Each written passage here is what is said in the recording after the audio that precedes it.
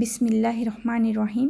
পবিত্র হাদিস গ্রন্থ বুখারী শরীফে উল্লেখ আছে, আমাদের প্রিয় নবী হযরত মুহাম্মদ মুস্তাফা সাল্লাল্লাহু আলাইহি সাল্লাম বলেছেন, মৃত্যু ব্যতীত সকল রোগের মহা ঔষধ কালো জিরা।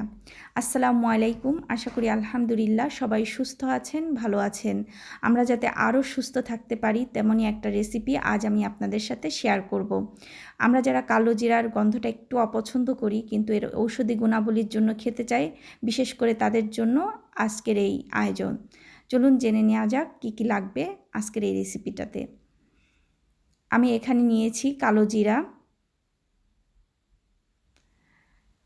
একটু মোটা করে কেটে রাখা কুমড়ার খোসা খুব ভালো করে পরিষ্কার করে ধুয়ে ছোট টুকরা করে নিয়েছি। আরও নিয়েছি পেঁয়াজ কুচি, 2টা বড় রসুনের কোয়া, কাঁচামরিচ, শুকনা মরিচ। আমরা যারা শুকনা মরিচ অপছন্দ করি তারা না দিলেও হবে। এই ভর্তাটা আমরা লাউয়ের খোসা, পটল, কুমড়া, ঝিঙার খোসা দিয়েও করতে পারবো, তবে আজ আমি কুমড়ার খোসাটা ব্যবহার করছি। চলুন চলে যাই মূল রান্নাতে।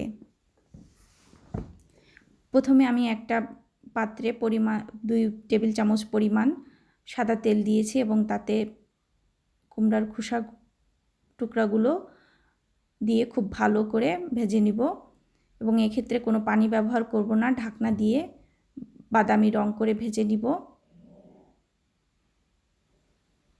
খোসাগুলো বাদামি রং হয়ে গেলে একটা আলাদা পাত্রে তুলে রাখবো।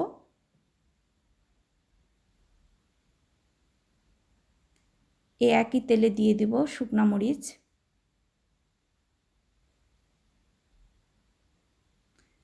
শুকনা মরিচ ভাজা হয়ে গেলে দিয়ে দিব কাঁচামরিচ, পেঁয়াজ, রসুন দিয়ে খুব ভালো করে ভেজে নিচ্ছি। যখন এই উপকরণগুলো হাফ ভাজা হয়ে যাবে এ পর্যায়ে আমি কালো জিরাগুলো দিয়ে আস্তে আস্তে করে ভেজে নিব এবং এই ক্ষেত্রে চুলার আঁচটা লো হিটে থাকবে, হিট বাড়াবো না, তাহলে কালো জিরা পুড়ে তিতা হয়ে যেতে পারে।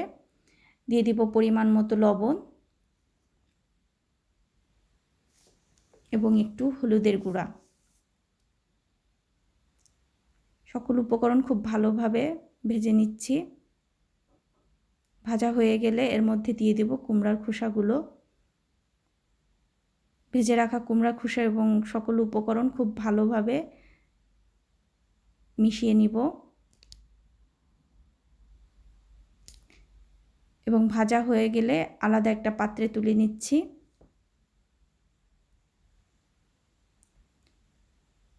এ পর্যায়ে এই উপকরণগুলো আমি শিলপাটাতে খুব ভালো করে মিহি করে বেটে নিব। আপনারা যারা ব্লেন্ডার ব্যবহার করতে চান করতে পারেন, তবে সেক্ষেত্রে মনে হয় না ভর্তাটা ভালো হবে। আমি শিলপাটাতেই বেটে নিচ্ছি।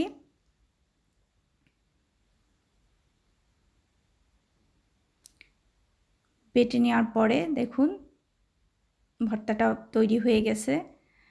আমরা যারা এতদিন কালো জিরা খেতে অপছন্দ করতাম, আশা করি এই রেসিপিটা থেকে সামান্যতম হলেও আপনারা উপকৃত হবেন। সবাই সুস্থ থাকুন, ভালো থাকুন, আমার পরিবারের জন্য দোয়া করবেন। আবারও দেখা হবে অন্য কোনো রেসিপিতে। আল্লাহ সবাইকে হেফাজতে রাখুন। আল্লাহ হাফেজ।